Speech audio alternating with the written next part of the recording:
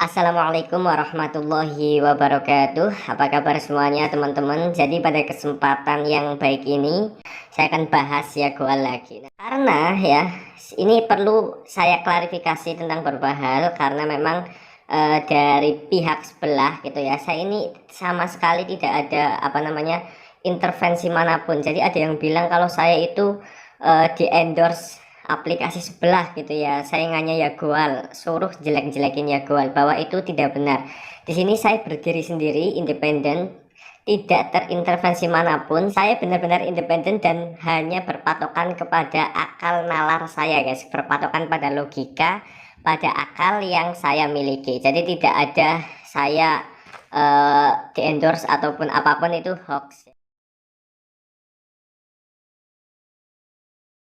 Saya menonton video tersebut, di situ ada seseorang ya, bapak-bapak mungkin, yang mengatakan ataupun membantah semua argumen saya tentang video yang kemarin. Jadi saya telah mencatat beberapa poin yang akan saya sampaikan lagi pada kesempatan kali ini, bahwa banyak sekali logika yang keliru ya yang disampaikan oleh bapak tersebut ya. Nah, di sini saya ingin mengutarakan lagi dari awal bahwa yang namanya sesuatu yang sudah muncul di sosial media, muncul di YouTube, itu sudah menjadi konsumsi publik.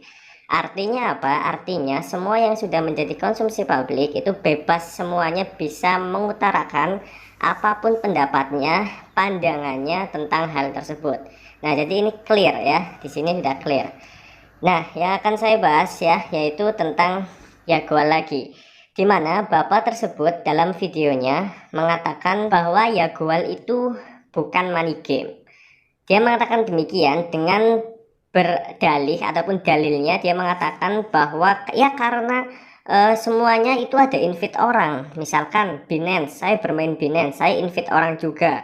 Misalkan MLM, dia juga ada invite orang juga. Nah, di sini saya tidak mempermasalahkan yang namanya referral ataupun invite orang ataupun MLM.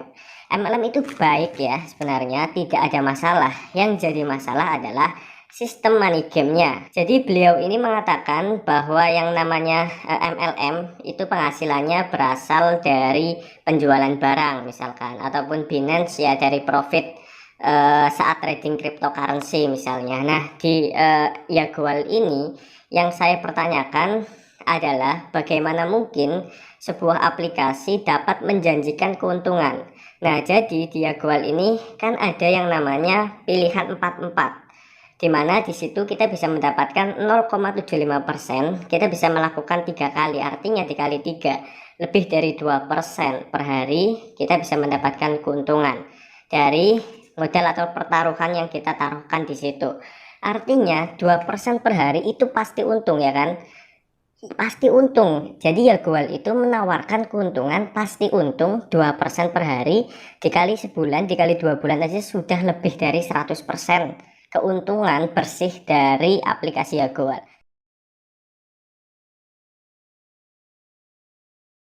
Nah, dimana-mana pun di dunia ini tidak ada apapun investasi, apapun platform apapun ya, baik yang udah terkenal, Bibit misalkan, atau Indo Premier ya, tempat untuk investasi sekuritas misalkan, itu semuanya tidak ada yang menjanjikan seperti ini.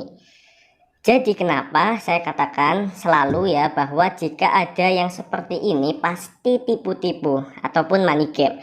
Ya walaupun faktanya banyak yang sudah melakukan testimoni penarikan. Ya saya jelaskan lagi ya bahwa yang namanya money game itu pasti ada yang untung. Cuma di sini saya tidak lari ke personal, siapa yang untung atau siapa yang rugi. Saya lari ke aspek sosiologis, di mana dari sosialnya ini akan banyak menimbulkan kerugian daripada yang untung. Jadi nanti dampaknya saya melihat dari sudut pandang yang lebih besar. Jadi saya melihat dari atas. Dari keseluruhan orang yang bermain di Jaguar, pada akhirnya akan lebih banyak orang yang mengalami kerugian daripada keuntungan.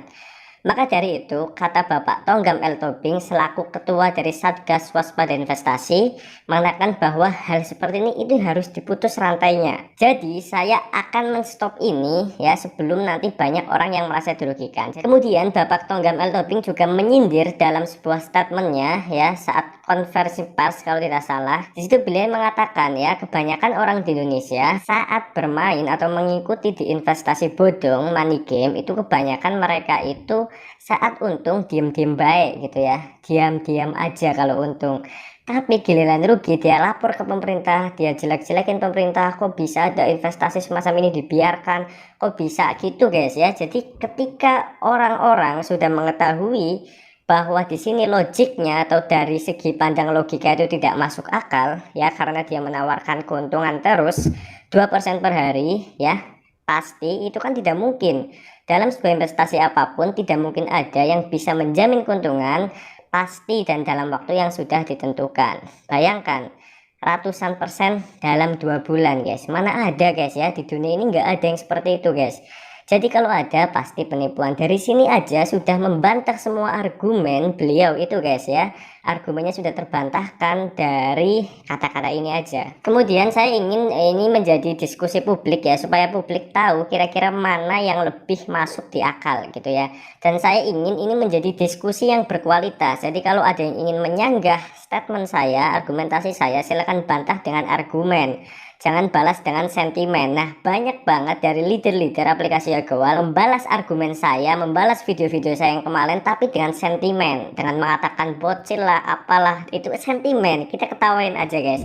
Kalau dalam perdebatan tidak fokus ke apa yang didebatkan, dia malah lari ke hal yang lain, itu menunjukkan bahwa dia kalah dalam berdebat. Nah, di sini yang terakhir yang ingin saya sampaikan, beliau mengatakan bahwa di statement terakhirnya,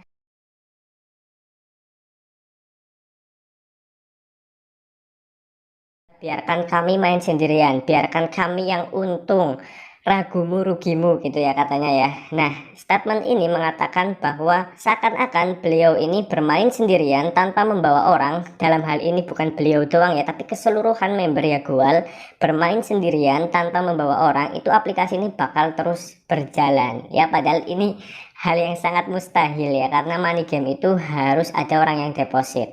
Kenapa? Karena penghasilannya berasal dari deposit member baru. Jadi kalau mereka itu tidak mencari orang, stop mencari orang, detik itu juga aplikasinya akan bubar. Detik itu juga banyak orang yang mengalami kerugian karena memang saldonya mungkin masih ada yang belum ditarik, baru deposit misalkan kemudian bubar. Disitulah letak dari kehancuran aplikasi Yagowal. Jadi kalau banyak banget leader-leader yang mengatakan bahwa kami itu biarkan kami main sendirian, biarkan yang nggak percaya dengan Yagowal ya silahkan, ya harusnya mereka itu tidak perlu membantah banyak banget orang-orang yang mengkritik, yang memberikan penjelasan tentang aplikasi Yagowal secara fair gitu ya, secara apa adanya. Jika mereka membalas argumen-argumen yang seperti itu dengan cara sentimen, menjelek-jelekan, itu artinya mereka sudah panik bahwa nanti akan banyak orang yang sudah tidak percaya lagi dengan Yagowal, tidak mau deposit, kemudian aplikasi ini akan bubar secara alami. Semua aplikasi money game pasti tidak bakal bertahan lama, dan di sejarah manapun aplikasi money game itu pasti akan menimbulkan kerugian yang sangat besar bagi kebanyakan orang. Mungkin ada segelintir orang yang bisa mengalami keuntungan, tapi akan lebih banyak orang yang mengalami kerugian. Mungkin ini dapat dipahami ya, mungkin sedikit penjelasan dari saya. Itu saja, semoga bermanfaat. Terima kasih dan wassalamualaikum warahmatullahi wabarakatuh.